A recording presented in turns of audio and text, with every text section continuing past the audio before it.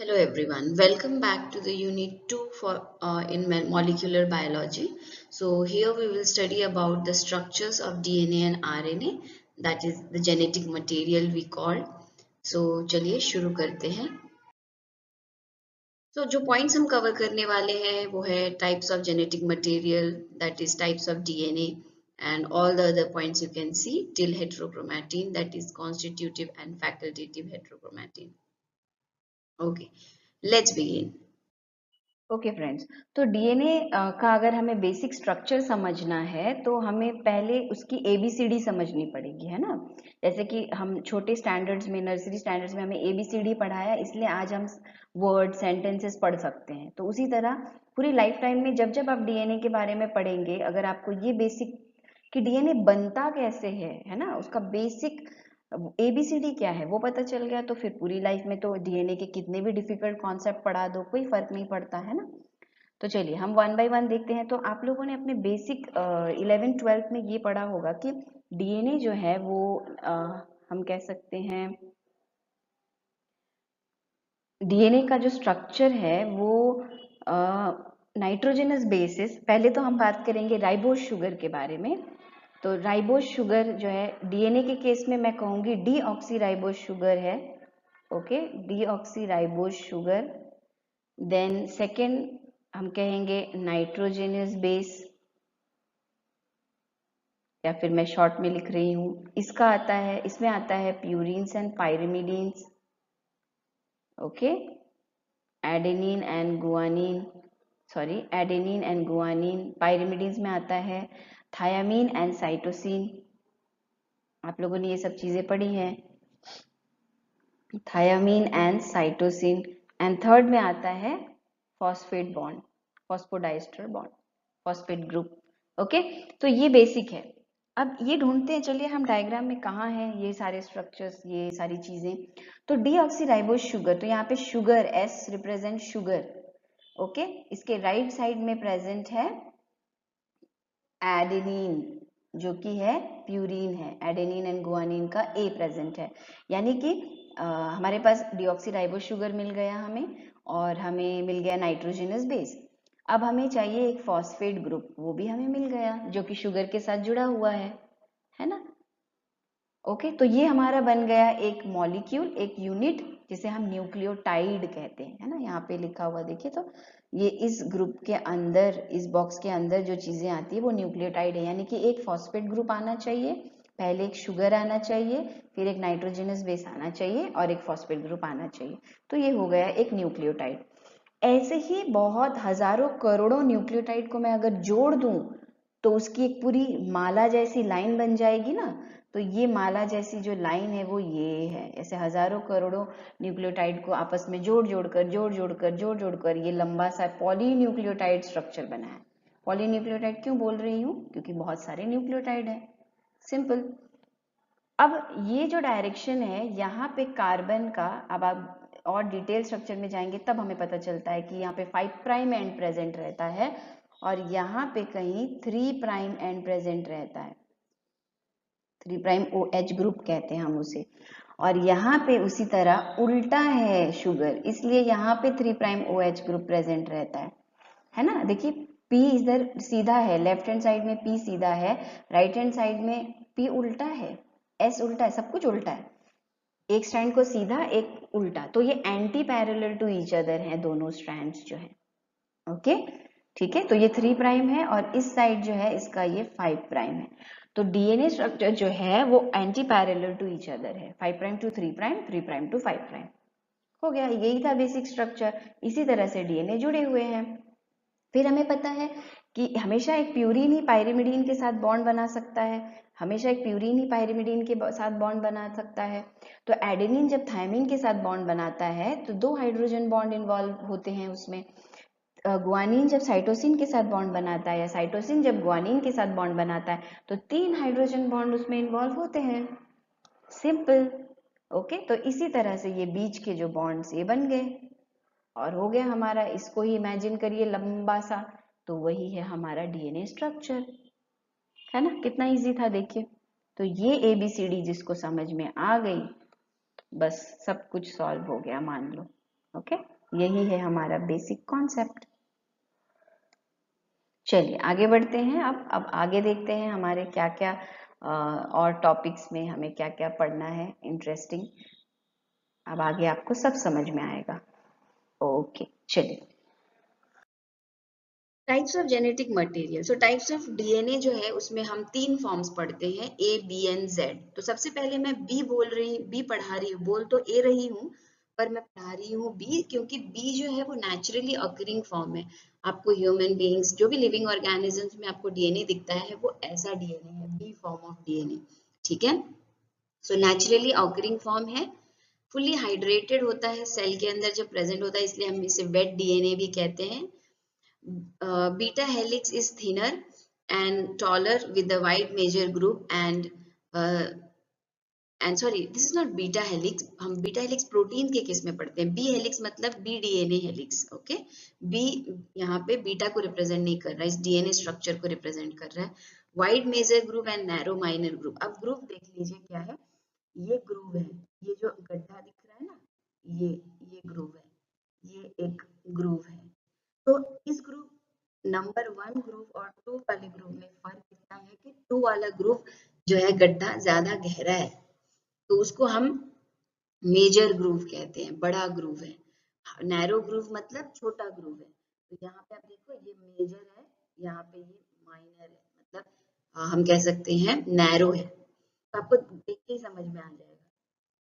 ठीक है, major and minor grooves. Okay, each coil और टर्न मेजर्स 3.4 नैनोमीटर। ये सब मैं आपको टेबुलर फॉर्म में देने वाली हूँ। ये वैल्यूज जो हैं काफी इंपॉर्टेंट है, एग्जाम्स में इसी को फोकस किया जाता है, एमसीक्यूज में पूछा जाता है, कॉम्पिटिटिव एग्जाम में। इट्स टू स्ट्रैंड्स और polynucleotide chains are wounded in right handed, तो ये भी पूछा जाता है राइट हैंडेड डायरेक्शन में। Antiparallel to each other, अभी मैंने बताया थोड़ी देर पहले, 3 prime to 5 prime and 5 prime to 3 prime direction.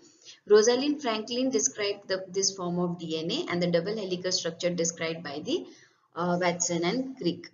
तो रोजालिन फ्रैंकलिन ने भी डीएनए मॉडल को डिस्क्राइब किया था बहुत हद तक, बाद में वॉटसन एंड क्रिक ने हम कह सकते हैं 3 डायमेंशनल स्ट्रक्चर दिया।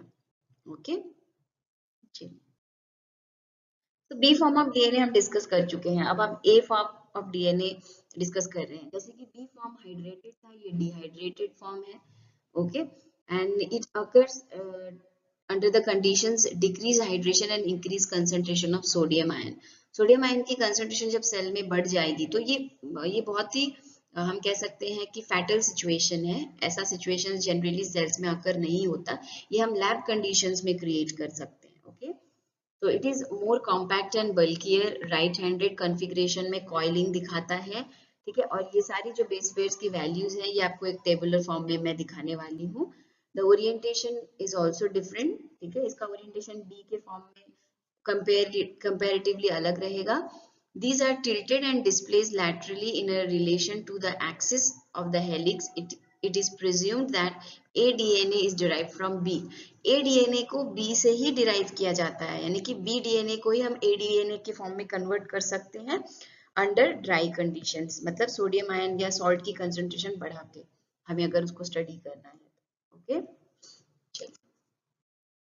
Z form, last form of the DNA. Three forms of DNA हम पढ़ते हैं। ये लेफ्ट हैंडेड है, कॉइलिंग जो है उसकी वो लेफ्ट हैंडेड होती है। ओके, सो ये जिगजैग मैनर में है इसलिए इसे Z फॉर्म बोला गया है। अलेक्जेंडर रिच ने इसे डिस्कवर किया था और ये वैल्यूज हमें अभी टेबुलर फॉर्म में मिलेंगी, जो भी नंबर ऑफ न्यूमेरिकल वैल्यूज आपको दिखती है। सो मेजर ग्रुप यहाँ एब्सेंट होता है। Okay, conformation is stabilized by high concentration of specific cations. bDNA is brominated or methylated, it changes to zDNA. तो brominated means bromine से bromine add कर दिया, ठीक है, या फिर मिथाइल ग्रुप ज्यादा ऐड कर दिया, मिथाइलेशन कर दिया बी फॉर्म ऑफ डीएनए का, जो हमने सबसे पहले पढ़ा नेचुरली अकरिंग, तो ये जेड फॉर्म ऑफ डीएनए में कन्वर्ट हो जाएगा। चलिए नेक्स्ट देखते हैं। तो ये है वो आपका टेबुलर फॉर्म। इस टेबुलर फॉर्म को कैसे याद रखना है, या फिर मैंने इसको अच्छे से मेरे ही चैनल में एक्सप्लेन किया हुआ है पहले के वीडियोस में, प्लीज चेक करिए। ओके, मैंने ये वहीं से आपको ये यहाँ पे दिखाया है। ओके, लेक्चर से ही है, मेरे ही चैनल में है। चलिए, तो यहाँ पे आप सब कुछ देख सकते हैं और इसे ये मेमोराइजेशन के लिए, याद रखने के लिए आसान होगा, इसलिए बनाया। यहीं से क्वेश्चंस आते हैं। चलिए next, DNA structure. So DNA structure की हम हिस्टोरिकल पर्सपेक्टिव पढ़ेंगे। हिस्टोरिकल पर्सपेक्टिव में ये है कि जैसे हमने देखिए पहले वाले लेक्चर में पढ़ा था कि डीएनए ही जेनेटिक मटेरियल है, ये प्रूव करने के लिए कितनी सारी चीजें हिस्ट्री में हुई, कितने सारे साइंटिस्ट ने हर एक 2-2 3-3 साल बाद हर एक साइंटिस्ट ने अपने अपने काम को पब्लिश किया है ना, दिखाया, दुनिया वालों को दिखाया कि देखिए ऐसे ऐसे हमने एक्सपेरिमेंट्स किए। तो इसी तरह डीएनए के स्ट्रक्चर को जब पता करना था तब भी बहुत सारे साइंटिस्ट उस काम में लग गए, और किन लोगों ने प्रूव किया वो हम यहाँ देखेंगे। So Franklin and Wilkins work, Rosalind Franklin carried out X ray diffraction. तो ये काफी इंपॉर्टेंट टर्म है, एक्सरे डिफ्रैक्शन से 3D स्ट्रक्चर ऑफ डीएनए को पता किया गया था। एक्सरे डिफ्रैक्शन में a molecule is bombarded with X-rays.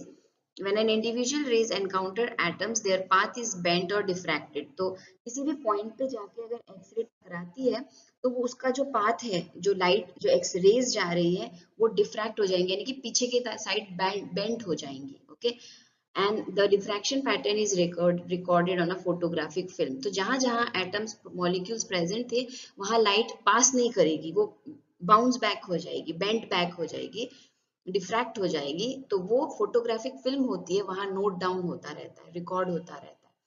The pattern resembles the ripples created by tossing a rock into a smooth lake. ठीक है, तो कैसे उन आपको इमेजिन करने के लिए बोला गया कि जब आप एक छोटे से कंकड़ या पत्थर को एक नदी या लेक में फेंकते हो तो किस तरह से वाइब्रेशंस, वेव्स का वाइब्रेशन क्रिएट होता है, उसे हम रिपल्स कहते हैं। ठीक है, तो उस रिपल्स के जैसा स्ट्रक्चर जो है वो फोटोग्राफिक फिल्म में क्रिएट हुआ था। It was impossible to obtain true crystals of natural DNA, क्योंकि काफी छोटा स्ट्रक्चर होता है। आप इमेजिन करिए एक ह्यूमन बॉडी के अंदर एक टिश्यू या फिर एक ऑर्गन के अंदर का टिश्यू के अंदर का सेल के अंदर का न्यूक्लियस के अंदर प्रेजेंट है डीएनए। सेल तो हमें दिखता नहीं है, न्यूक्लियस तो हम सोच भी नहीं सकते आंखों से देखने के लिए, है ना। ठीक है, और उसके अंदर डीएनए, तो वो काफी माइन्यूट स्ट्रक्चर है, इसलिए काफी डिफिकल्ट है उसे पूरी तरह से ट्रू क्रिस्टल स्ट्रक्चर्स को स्टडी करना। Franklin conducted her analysis, so she had to use DNA in the forms of fibres. तो उन्होंने फाइबर्स के फॉर्म में उसको स्टडी किया। तो ये हिस्ट्री खत्म हो गई यहाँ पे। और एक हिस्ट्री में जिनका योगदान था वो है इरविन चारगाफ। इनका भी जो रूल है, लॉ, वो काफी इम्पोर्टेंट है। तो ये अमेरिकन साइंटिस्ट थे। ओके, इन्होंने डिस्कवर ये किया कि the amount of guanine and cytosine bases are equal in any sample of DNA. आप कोई भी डीएनए का एक छोटा सा टुकड़ा या पूरा का पूरा डीएनए उठा लीजिए, वहां आपको दिखेगा कि जो प्यूरिन्स है वो पायरिमिडीन्स के इक्वल है, यानी कि प्यूरिन आपस में इक्वल है और पायरिमिडीन्स इक्वल है। ये एक डीएनए का स्ट्रक्चर है। सपोज इतने टुकड़े में मैं अगर एनालाइज करूंगी इस डीएनए के फॉर्म को, तो मुझे इसमें एडेनिन जितने मिलेंगे 10 एडेनिन तो 10 थायामीन मिलेंगे। मेरे को 12 साइटोसिन मिलेंगे तो 12 ही गुआनिन मिलेंगे, यानी कि 20% of adenine means 20% of thymine. Okay, तो मुझे 60% ऑफ पायरिमिडीन्स मिलेंगे, साइटोसिन एंड गुआनिन 60% मिलेंगे, यानी कि 30% साइटोसिन 30% गुआनिन। नहीं समझ आया, बैक करिए थोड़ा सा और फिर से सुनिए क्या बोला मैंने। ये काफी इंपॉर्टेंट लॉ है। ठीक है, तो प्यूरिन जो है वो प्यूरिन के इक्वल है, A is equal to T and guanine is equal to cytosine. तो ये था चारगाफ्स रूल या लॉ भी कहते हैं हम उसे, बिल्कुल इजी है। चलिए, salient features of double helix DNA. तो ये जो सेलिएंट फीचर आता है ये टेबुलर फॉर्म से ही आता है। जो फर्स्ट पेज में हमने डीएनए स्ट्रक्चर के बारे में डिस्कस किया, बी फॉर्म ऑफ डीएनए, वहीं से आता है। कुछ टर्म्स अलग हैं जो आप देख सकते हैं। Two long polypeptide chains are coiled around a central axis. तो two coiled polypeptide polynucleotide chain बोला है, यानी कि शुगर, न्यूक्लियोटाइड मतलब हमने डिस्कस किया था sugar nitrogenous base phosphodiester bond phosphate group. तो पॉली न्यूक्लियोटाइड बोला है क्योंकि हमने एक को न्यूक्लियोटाइड बोला था, बहुत सारे पॉली न्यूक्लियोटाइड। सेंट्रल एक्सिस मतलब एक ऐसी इमेजिनरी एक्सिस है, ऐसा कोई एक्सिस डीएनए में प्रेजेंट नहीं होता। तो ये डीएनए स्ट्रक्चर है, इस तरह से एक सेंट्रल एक्सिस इन्होंने इमेजिन किया और उसके आसपास कॉइल्ड हुआ एक स्ट्रक्चर है, forming right handed double helix. ठीक है, तो राइट हैंडेड डायरेक्शन में उनकी जो रोटेशन है, कॉइलिंग है, वो दिखती है। टू चेन्स एंटी पैरेलल है, 5 prime to 3 prime, 3 prime to 5 prime, ये देखिए ओरिएंटेशन बताया है। Okay, both the chains flat structure lying perpendicular to the axis stacked one another. तो दोनों चेन्स के बीच में जो डिफरेंस आता है उनके बीच में वो 3.4 एंगस्ट्रम या 0.34 नैनोमीटर, नैनोमीटर में वैल्यू इस तरह से 1 पॉइंट शिफ्ट हो जाता है आगे। Okay, located inside the helix. तो ये सब चीज मैंने एक्सप्लेन कर दी है, ये आपको लर्न करने वाले पार्ट है। ठीक है, तो यहाँ पे आप देख सकते हैं कंप्लीट टर्न जो है वो 34 एंगस्ट्रम का होता है, 10 बेसिस पर टर्न में प्रेजेंट होते हैं। डबल हेलिक्स डायमीटर जो है वो 2 नैनोमीटर या 20 एंगस्ट्रम का होता है। तो ये आपको लर्न करना है, एग्जाम में ये क्वेश्चन तो पक्का आता है, ये पक्का क्वेश्चन है। ठीक है, एग्जामिनर ये क्वेश्चन तो देगा ही, कॉलेज लेवल में रिटर्न एग्जाम वो पक्का देगा, ये 5 मार्क्स 10 मार्क्स जो भी ज्यादा मार्क्स वाले क्वेश्चन होते हैं। स्ट्रक्चर बनाओ और एक्सप्लेन करो, salient features of double helix लिखो। Next, organisation of DNA. तो हम देखेंगे कि प्रोकैरियोट्स में डीएनए का क्या, कहाँ प्रेजेंट है डीएनए, है ना। प्रोकैरियोट्स तो काफी माइन्यूट से हैं, छोटे से हैं। तो ये प्रोकैरियोट सेल में, प्रोकैरियोट्स सिंगल सेल्ड ऑर्गेनिज्म, सबको पता है, विदाउट न्यूक्लियस, न्यूक्लियस नहीं होता। डीएनए है, हम कह रहे हैं न्यूक्लियस नहीं है, न्यूक्लियोइड है, न्यूक्लियर मेम्ब्रेन नहीं है। DNA is naked without histones, histone proteins present नहीं है जो कि यूकैरियोट्स में प्रेजेंट होते हैं। आर्किया एंड प्रोकैरियोट्स, आर्किया और प्रोकैरियोट्स, जो हम आर्किया ग्रुप पढ़ते हैं 5 किंगडम क्लासिफिकेशन के पहले, है ना, 2-3 किंगडम्स क्लासिफिकेशन में, वहां पे पढ़ा था हमने। But some aspect similar to eukaryote, कुछ कुछ चीजें यूकैरियोट्स की के साथ सिमिलर होती है आर्किया की। ओके, कुछ चीजें प्रोकैरियोट्स के साथ भी सिमिलर है। Nucleoid is composed of 60% DNA and small amounts of RNA and protein. Okay, तो क्या क्या चीजें न्यूक्लियोइड में प्रेजेंट है, क्योंकि न्यूक्लियस तो है नहीं प्रोकैरियोट्स के पास। Nucleoid proteins help to maintain super coiled structure of DNA. तो हिस्टोन नहीं है, पर हिस्टोन जैसे ही कुछ प्रोटीन्स हैं, जिनको न्यूक्लियोइड प्रोटीन्स कहा जाता है, जो कि हिस्टोन का काम क्या है, डीएनए को कॉइल फॉर्म में, कॉम्पैक्ट फॉर्म में, प्रॉपर फॉर्म में रखना। ठीक है, पिनअप करके रखते हैं, जैसे हम किसी चीज, बालों को, मान लो बाल हमारे डीएनए है अगर आपका, तो बालों को हम बांध कर पिन लगा कर रखते हैं ताकि वो सही से रहे। तो हिस्टोन प्रोटीन्स वैसे ही काम करते हैं। ठीक है, तो यहाँ पे प्रोकैरियोट्स में तो हिस्टोन प्रोटीन है नहीं, यूकैरियोट्स में ही होते हैं। तो न्यूक्लियोइड प्रोटीन्स होते हैं जो स्ट्रक्चर ऑफ डीएनए को मेंटेन करके रखता है। DNA super coiling refers to over और under winding of DNA strand. Super coiling का क्या मतलब है, अगर आपके पास आपके जो बाल हैं वो बिल्कुल पूरी तरह से उलझ गए हैं, आपको कंघी करके भी उसको ठीक करना नहीं हो रहा है, आप ठीक नहीं कर पा रहे, मतलब जो उलझन है वो सुलझ नहीं रही है, वो सुपर कॉइलिंग है। तो डीएनए में भी कभी कभी ऐसी उलझने हो जाती है ना, जो सुधरती नहीं है। Okay, it is important for DNA packing within all cells. तो डीएनए पैकिंग काफी इंपॉर्टेंट है क्योंकि काफी लंबा स्ट्रक्चर है ना, तो उसको पैक करके रखना पड़ता है क्योंकि काफी छोटी जगह पे डीएनए रहता है। Two structures, toroid and plectoneme. तो आप यहाँ पे सुपर कॉइल के टाइप्स देख सकते हैं। प्लेक्टोनिमिक जो सुपर कॉइल है वो इस तरह का होता है, एंड स्टार्टिंग से लेके एंड तक कॉइल है। और टोरॉइडल सुपर कॉइल जो है ऐसा, मतलब एक डीएनए के स्ट्रक्चर में कहीं पे एक जगह पे जब सुपर कॉइलिंग हो जाती है उसे हम टोरॉइडल कहते हैं। In prokaryotes, plectonymic supercoils are predominant because of the circular DNA and small amount of genetic material. तो प्लेक्टोनिमिक सुपर कॉइलिंग जो है प्रोकैरियोट्स में कॉमनली देखा जाता है क्योंकि इनका डीएनए स्ट्रक्चर काफी स्मॉल है, छोटा है, जेनेटिक मटेरियल काफी छोटा है। चलिए नेक्स्ट देखते हैं, genome organization in eukaryotes. Okay, तो यहाँ पे क्या देखेंगे, मैं आपको ये इमेजिन करवा दूं, बहुत सारे लोगों को पता ही नहीं रहता कि क्रोमोसोम कहाँ रहता है, डीएनए कहाँ रहता है, जीन्स किधर है, कौन है, कुछ नहीं आता पता। ठीक है, यहाँ पे मैं कुछ वर्ड्स को नहीं लेके आऊंगी। मियोसिस माइटोसिस वाले मेरे लेक्चर्स अपलोडेड हैं इसी चैनल में, तो वहां पे आप देखिए कि क्रोमैटिन क्या होता है, क्रोमोसोम क्या होता है, जीन क्या होता है, क्रोमैटिड क्या होता है। ठीक है, ये सारी चीजें एक ही हैं पर कंफ्यूजिंग होती हैं सबके लिए, हम छोड़ देते हैं, इग्नोर कर देते हैं। लेकिन प्लीज जाइए माइटोसिस मियोसिस वाले वीडियोस में, मैंने वो सारे टर्मिनोलॉजीज को एक्सप्लेन किए हुए हैं। ओके, तो यहाँ हम जल्दी से समझ लेंगे। सेल है, सेल के अंदर न्यूक्लियस है, न्यूक्लियस के अंदर क्रोमोसोम है। क्रोमोसोम को जब हम खोलेंगे, क्रोमोसोम कैसा है, हमारे जो धागे का बंडल होता है, जब कोई स्वेटर बुनता है ना, तो वो जो वूल थ्रेड है, उसका जो पूरा गट्टा जिसको हम बोलते हैं बंडल, उसको आप एक एक ऐसे धागा निकालते हो ना, तो वो आपको ऐसा दिखेगा। और उस धागे को खोलते हैं हम और सिंगल फॉर्म में कन्वर्ट करते, तो ये रहा डीएनए, और डीएनए को हिस्टोन प्रोटीन ने इस तरह से पकड़ के रखा है। तो देखिए किस तरह से हिस्टोन प्रोटीन को पकड़ के इस तरह के कॉम्पैक्ट क्रोमोसोम स्ट्रक्चर में बना के रखा गया है, और इस एक स्ट्रक्चर को न्यूक्लियोसोम कहते हैं। और न्यूक्लियोसोम में जो डीएनए है उसे देखो, ये जो थ्रेड है उसे हम डीएनए कहते हैं। ओके, डीएनए को और खोलेंगे और एक्सपैंड करके अंदर तक देखेंगे तो वहां जीन प्रेजेंट होगी। तो जीन एक बहुत छोटा सा सेगमेंट है, और जीन को भी और खोल के देखोगे तो वहां पे न्यूक्लियोटाइड है। अभी आपको काफी क्लियर हो जाना चाहिए कॉन्सेप्ट। और एक न्यूक्लियोटाइड में क्या है वो तो हम पहली स्लाइड में डिस्कस करके आ चुके हैं।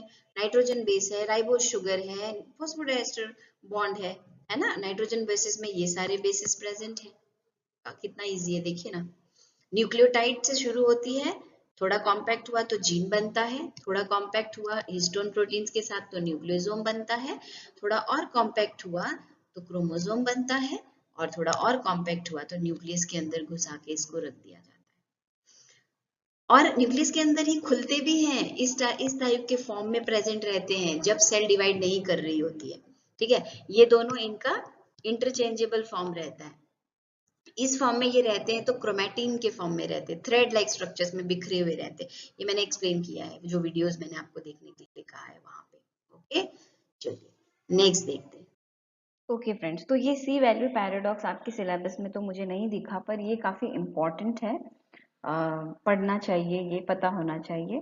तो सी वैल्यू पैराडॉक्स का मतलब है कि हम जैसे सोचते हैं कि एक बैक्टीरिया है तो उसका जीनोम साइज जो है वो काफ़ी कम होगा या छोटा होगा क्योंकि उसकी स्ट्रक्चर छोटी है, हम ऐसे सोचते हैं।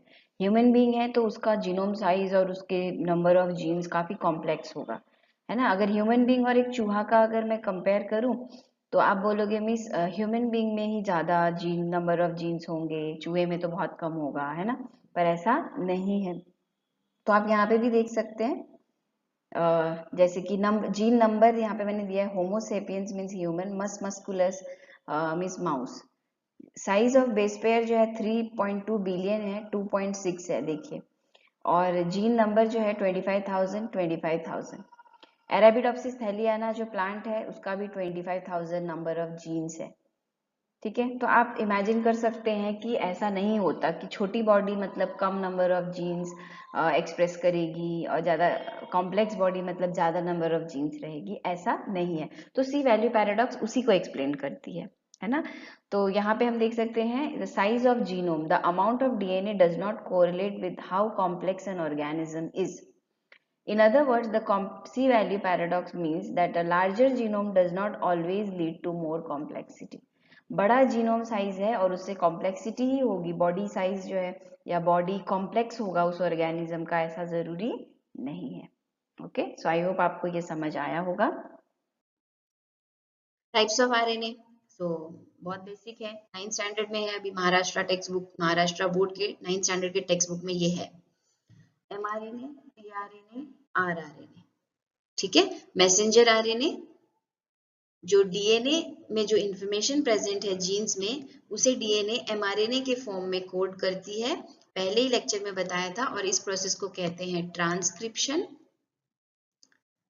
ओके, जब इसी एमआरएनए के फॉर्म को प्रोटीन में कन्वर्ट किया जाएगा तो उसे कहेंगे हम ट्रांसलेशन। ओके, तो mRNA जो बन गया वो मैसेंजर आरएनए है, वो वही इंफॉर्मेशन लेकर आएगा न्यूक्लियस के बाहर जो डीएनए ने उसे दी है। और टीआरएनए का काम है कि एमआरएनए में जो इंफॉर्मेशन प्रेजेंट है उसी के इंफॉर्मेशन से रिलेटेड अमीनो एसिड्स को वो सेल से ढूंढ ढूंढ कर लेकर आए, क्योंकि अब उसे जोड़ अमीनो एसिड को जोड़ जोड़ के ही तो प्रोटीन बनाना है ना, इसलिए। तो ट्रांसफर आरएनए है, ट्रांसफर करता है किसका, अमीनो एसिड का। राइबोसोमल आरएनए, राइबोसोमल आरएनए अपने टेबल पे बैठा रहेगा, यानी अपने घर पे ही बैठा रहेगा। यहाँ पे देखिए आप, ये राइबोसोम है, राइबोसोम्स के अंदर राइबोसोमल आरएनए बैठा रहेगा और ये एमआरएनए सीक्वेंस खुद इसके घर के अंदर आएगा। ये ग्रीन कलर का आपको जो दिख रहा है वो एमआरएनए सीक्वेंस है, घर के अंदर आएगा राइबोसोम के। और टीआरएनए भी आएगा और टीआरएनए उस अमीनो एसिड को लेकर आएगा, एमआरएनए जिसकी डिमांड कर रहा है, और राइबोसोम उन सबको जोड़ जोड़ के एक लंबा प्रोटीन बना के इनको सेल को दे देगा। ठीक है, तो ये ऐसा काम होता है। चलिए, organelles DNA, mitochondria and chloroplast. तो माइटोकॉन्ड्रियल एंड क्लोरोप्लास्ट डीएनए के बारे में थोड़ा देख लेते हैं। तो मैं आपको बता दूं कि माइटोकॉन्ड्रिया के अंदर जो डीएनए है वो ना बैक्टीरिया से आया है। तो ऐसा कहा जाता है, एंडोसिम्बायोटिक थियरी है एक, उसमें ऐसा कहते हैं कि पहले एक यूकैरियोटिक सेल हुआ करता था अकेला, और माइटोकॉन्ड्रिया और क्लोरोप्लास्ट जो है ये बाहर रहते थे, ये बैक्टीरियाज थे जो कि हेट्रोट्रोपिक, जो कि किसी पे डिपेंड होके खाना खाएंगे। बैक्टीरिया थोड़ी अपना खाना खुद बनाते हैं, साइनोबैक्टीरियाज हैं कुछ लोअर ग्रुप्स में, फोटोसिंथेटिक पिगमेंट उनमें प्रेजेंट है इसलिए वो बनाते हैं। तो क्लोरोप्लास्ट जो है वो साइनोबैक्टीरिया है, उसके पास फोटोसिंथेटिक पिगमेंट प्रेजेंट है, तो ये बेचारा अपना खाना खुद बनाता था। पर माइटोकॉन्ड्रिया नहीं बना सकता था क्योंकि उसके पास फोटोसिंथेटिक पिगमेंट थी ही नहीं, तो कैसे बनाएगा, है ना। तो इस बड़े से सेल ने बोला कि अरे यार मुझे भी दूसरों के ऊपर डिपेंड रहना पड़ता है, एक काम करते हैं तुम भी मेरे घर पे अंदर आ जाओ, हम रेंट में पार्टनरशिप पे रहते हैं और थोड़ा थोड़ा कंट्रीब्यूशन करके रेंट पे कर देंगे, जैसे होता है ना वैसा।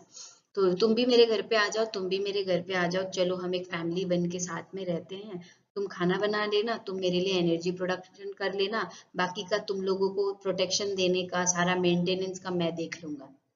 ठीक है, तुम्हें मैं छत दूंगा, घर दूंगा रहने के लिए, सारी मेंटेनेंस मैं देखूंगा, बस तुम आओ खाना बनाओ, ठीक है, और तुम आओ एनर्जी प्रोड्यूस करो। ये है एंडोसिम्बायोटिक थ्योरी।